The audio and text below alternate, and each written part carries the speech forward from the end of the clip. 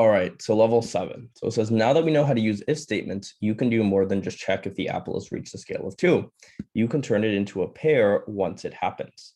So the task is to use a conditional in the draw loop to check whether fruit.scale is greater than 2. And if it is, change the fruit's animation to a pair. So you're going to find all your conditionals under control. So first thing we want to do is drag out a if block. So we are checking to see whether fruit.scale is greater than 2. But rather than doing that in English, we have to do that in coding language. So is greater than, the symbol we use for that is the greater than symbol, same as you use in math.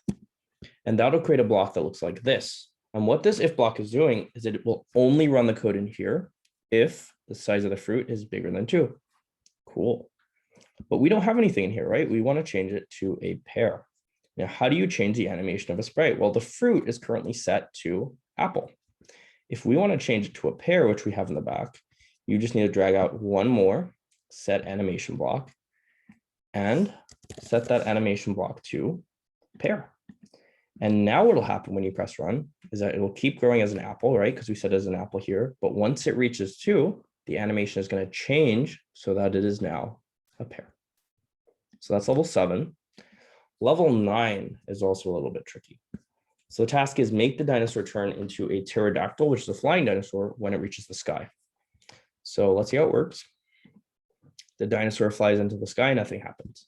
So we need to add a conditional. Whenever you see conditional, you want to add a blue block, a conditional that says, hey, when it reaches the sky, turn it into a pterodactyl.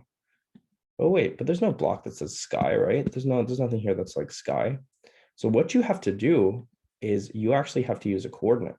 And remember, up and down is the y coordinate. So the sky for me starts roughly at the end of this mountain. And I can see on my screen that's about maybe 215. So what I'm going to do is I'm going to create an if block, and I'm going to say if dinosaur dot y.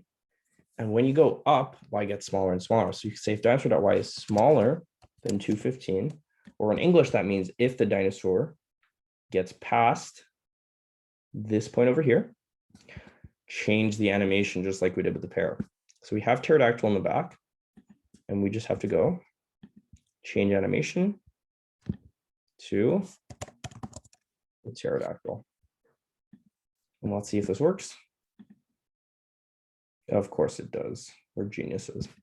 All right, and that's how you do the hardest levels of conditionals.